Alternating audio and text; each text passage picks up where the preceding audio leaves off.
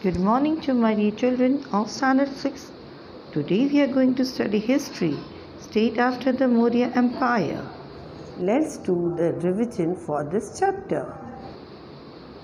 Okay, in which we are going to study about the Shunga dynasty, Indo-Greek king, Kushana king, the Gupta dynasty, the Vardhan dynasty, and powers in the northeast India. Okay children, let's summarize the Shunga dynasty. After the death of Emperor Ashoka, Maurya Empire declined. Brihadatta was the last Maurya king. Pashumitra Sunga, the commander of Maurya army. Who was Pashumitra Sunga? The commander of Maurya army. Led the revolt. He executed Brihadatta and founded the rule of the Shunga dynasty. Indo-Greek king were the Greek kings who ruled in the northwest India. Menander or Melinda in India writing was prominent Indo-Greek king. His dialogues with the Buddhists, Nagasena, on the Buddhist philosophy are compiled in a book called Milinda Panha. Compiled the question of Melinda. The name of the book is Questions of Melinda or Milinda Panha. Kushana king, tribals from the Central Asia invaded India and established their rule in northwest India and Kashmir. The Kushana king started the practice of minting gold coin, imprinting the images of Buddha and other Indian deities. Deities mean gods. Emperor Kanishka was a prominent Kushana ruler. His rule extended from Kabul to Varanasi. He convinced the fourth Buddhist council. He founded Kanishkapur, a new city in Kashmir. The famous Vaidya Chakra was in the court of Kanishka. Gupta dynasty. The Gupta dynasty ruled in India for nearly 300 years. Chandragupta first laid the foundation of Gupta Empire. He was succeeded by Samudragupta, whose rule extended from Assam to Punjab. He also conquered territories up to Kachi in the south. There is a stone inscription at Allahabad which describes the conquest of Samudragupta. He promoted matrimonial alliance with the powerful Vakatakas in the south. Fa Huan, the Chinese traveler, visited India during the rule of Chandragupta II. In Gupta dynasty, how many years they ruled? 300 years. Sri Gupta founded the Gupta dynasty. If somebody will ask who founded the Gupta dynasty, Sri Gupta. It is assumed that an iron pillar built near Delhi was built by Chandragupta II.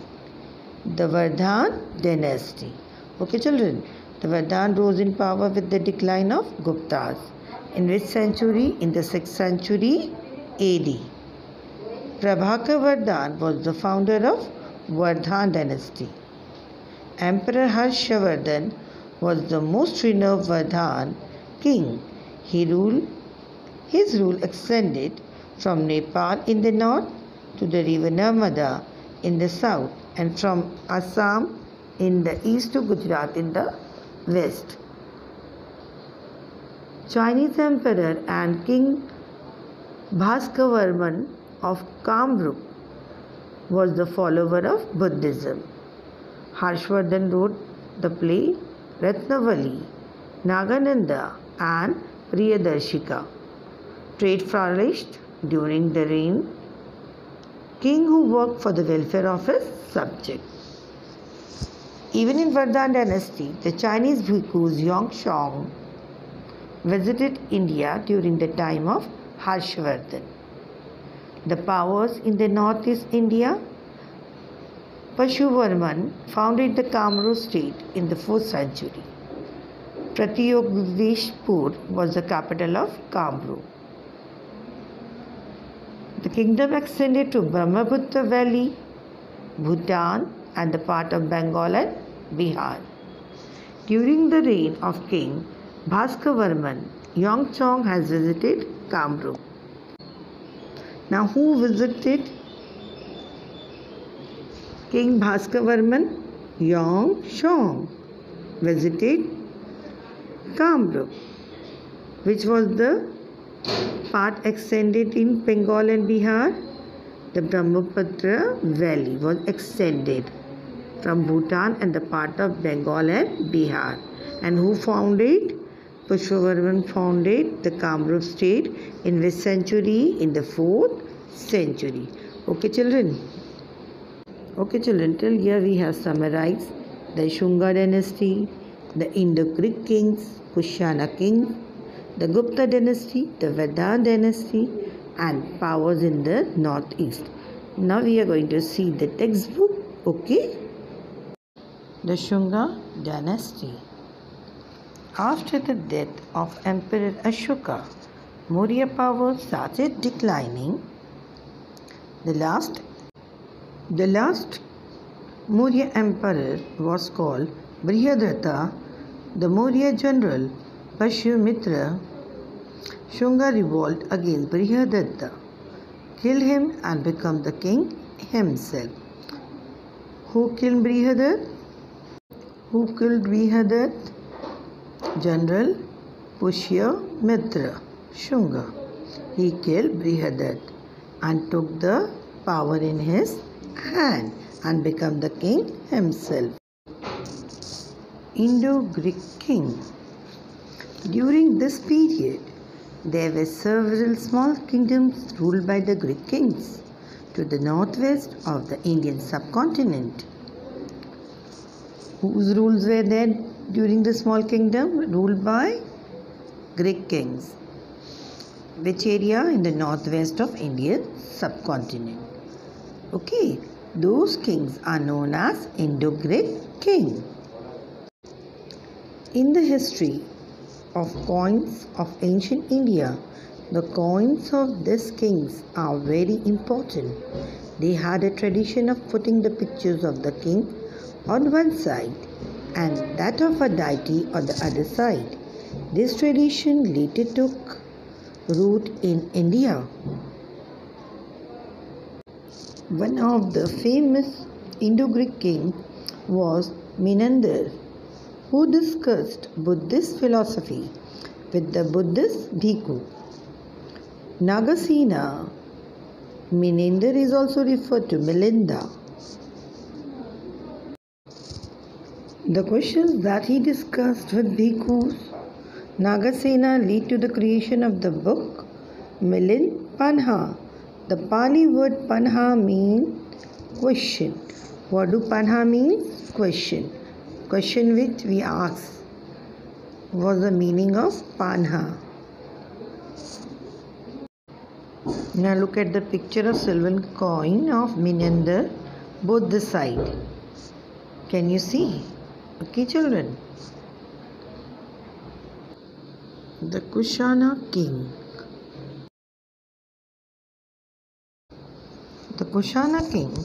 India was invaded from time to time by several tribes. The Kushanas were one of such tribes from Central Asia. From where were the Kushanas? From Central Asia. They established their rule in the northwestern region in Kashmir in the 1st century.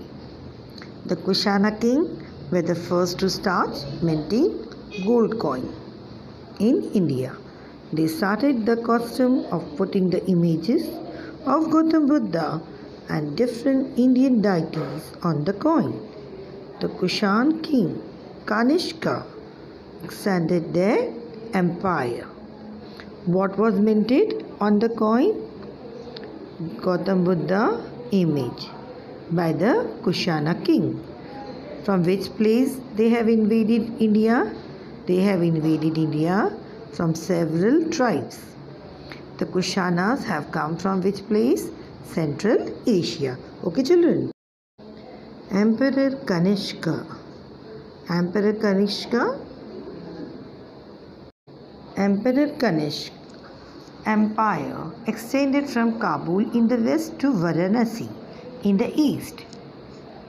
From where to where he extended the empire? From Kabul in the west to Varanasi in the east. Gold and copper coin minted by him have been founded in North India. The fourth Buddhist council was held in Kashmir during his reign, means during his period. He established the city of Kanishkapur in Kashmir.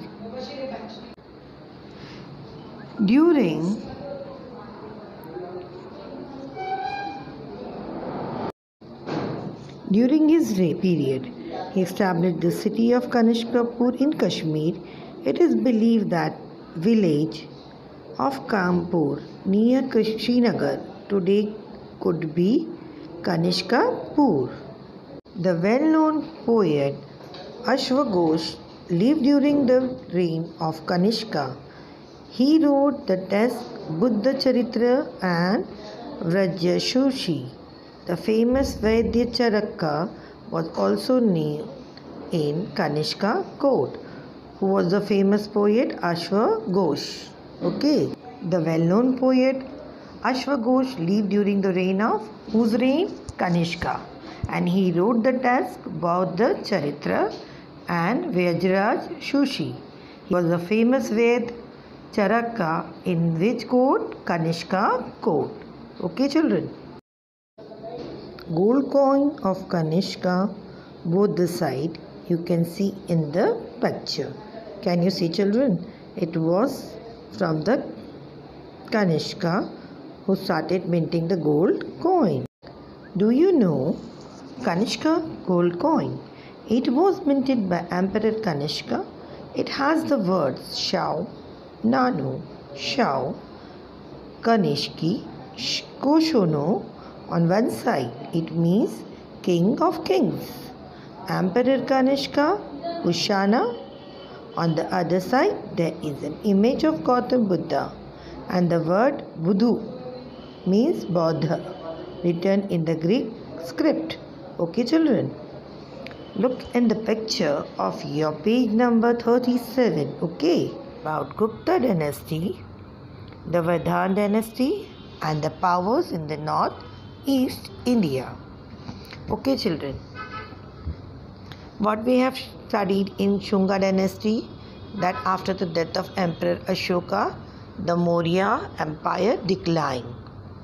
What happened in Indo-Greek king? The Indo-Greek kings were the Greek kings who ruled in the northwest India.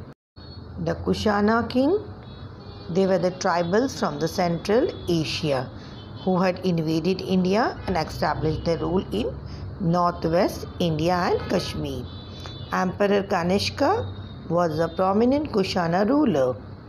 His rule extended from Kabul to Varanasi. And who was the famous poet at that time? Ashwaghosh, who has composed Buddha Charitra and Vrajraj Shushi. Now we are going to study about Gupta dynasty. The Gupta dynasty ruled in India for nearly 300 years. Sri Gupta founded the Gupta dynasty. Chandragupta first laid the foundation of Gupta Empire.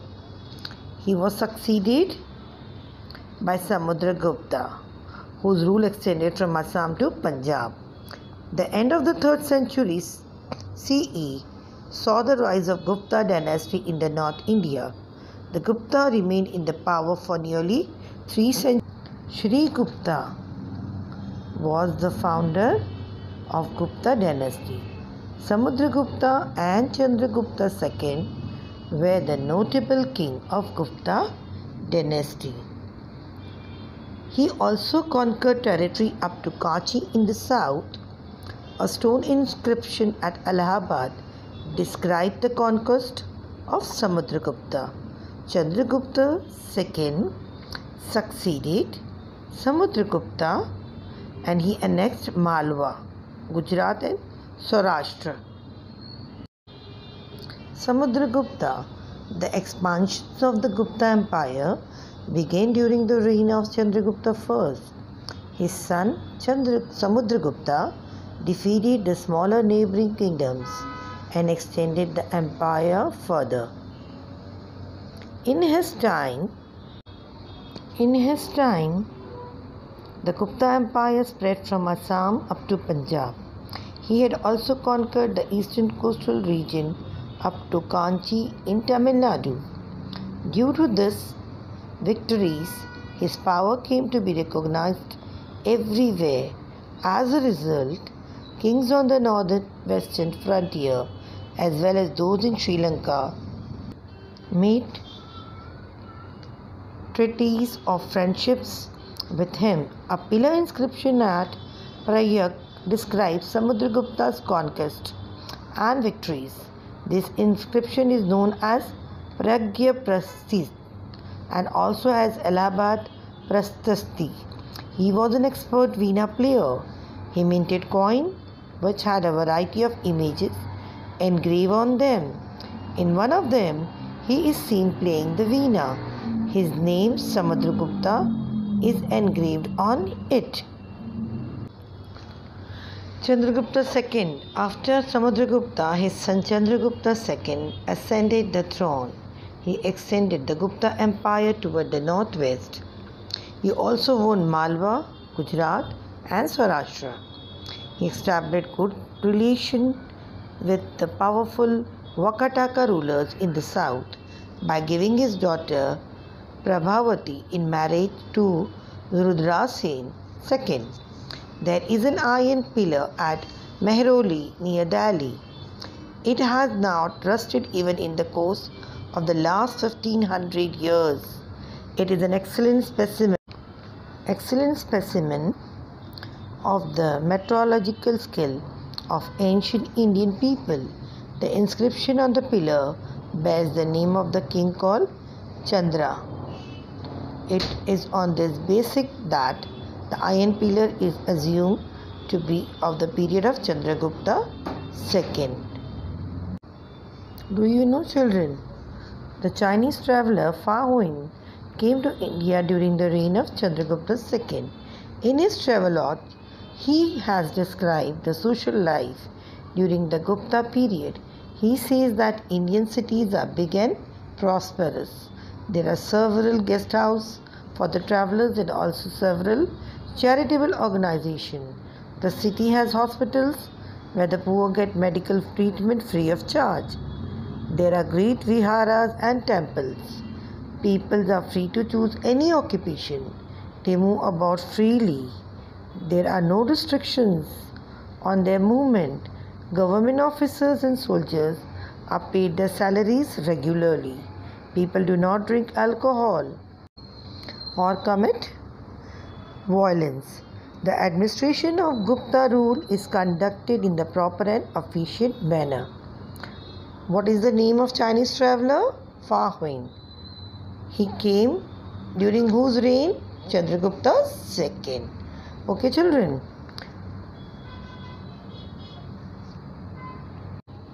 In this period, the Buddha Bhikkhu Fa Huan came to India from China. He has written an account of his travels in India. From his writing, we learn about the efficient administration of the Gupta emperors. The Vardhan dynasty. The Vardhan rose to power with the decline of Guptas in which century? 6th century. With the decline of Gupta power, many states emerged in North India. The Vardhan dynasty was one of them. Prabhakar Vardhan was the king of Thanesar near Delhi. The Vardhan dynasty was founded by him. Who founded the Vardhan dynasty? The king of Thanesar, Prabhakar Vardhan. His son Harshvardhan expanded the Vardhan Empire up to Nepal in the north, up to river Narmada in the south. From where to where? Emperor Harshvardhan expanded the empire from Nepal in the north up to river Narmada in the south. Assam in the east and Gujarat in the west. He had cordial relation with Raja Bhaskavarman of Kamrup, that is ancient Assam. He had also established friendly relation with the Emperor of China and even sent his ambassador to Chinese court. The capital of Harshvardhan's empire was Kanauj. Trade flourished during his reign. He spent a large portion of his revenue for the welfare of the people. Every 5 years he would distribute all his wealth amongst the people. The court poet Bana Bhatt wrote Harshacharitra, a biography of Emperor Harshavardhan. This text provides information about his life and achievement of Harshavardhan. Harshavardhan had become a follower of Buddhism but gave generous patronage to other religions too. He wrote 3 Sanskrit plays, Ratnavali, Naganand and Priyadarshika. The Buddhist Bhikkhu Yongchong had come to India from China during his regime. Even he travelled to all parts of India. He stayed at the Nalanda University for 2 years. On returning to his homeland, he translated many Buddhist manuscripts into Chinese. Do you know Yongchong travelled all over India? He has words of phrases for the people of Maharashtra. He writes, "The people of Maharashtra are a proud people. They never forget a favour done to them, but they do not spare anyone who insults them. They will help another in distress without a care even for their own life. They do not harm anyone who take refuge with them." Nalanda University. Powers in the Northeast India. A story in Mahabharata tells us about the marriage of Arjuna and Ulipi, the princess of Manipur state in East India. The state of Kamrup emerged in the 4th century. It was established by Pushpavarman. His name has been mentioned in the pillar inscription of Samudragupta at Allahabad. Many inscriptions of Samudragupta at Allahabad of the Kamrup kings are available. The epics of Mahabharata and Ramayana use the name Pragyotish for Kamrup. The capital of that state was Pragyotishpur. Today we know it as the city of Guwahati in Assam. In the book Periples of Ithurian Sea, Kamrup is mentioned as Krihadia of the region of Kirat people. The Kamrup kingdom extended in the Brahmaputra river basin, Bhutan, some part of Bengal and Bihar.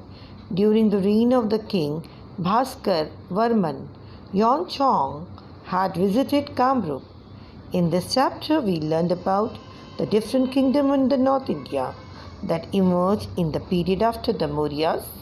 Similarly, we also learned about the situation in the northeastern part of India. During the period, in the next chapter, we will get acquainted with the kingdom of South of the same period. Okay, children? Do you know, according to the Indian tradition, Kashmir was known as Kashya Papur in ancient time. Greek historians have mentioned it by the name Kashya Papyrus and Kasperia. The Kamrup dynasty ruled there during the period of Mahabharata. During Emperor Ashoka's period, Kashmir had become a part of Maurya Empire, and in the 7th century, Kashmir was ruled by Karakot dynasty. Kalhan has written about it in his book Rajtarangini. Okay, children, now let's complete the exercise given in your textbook.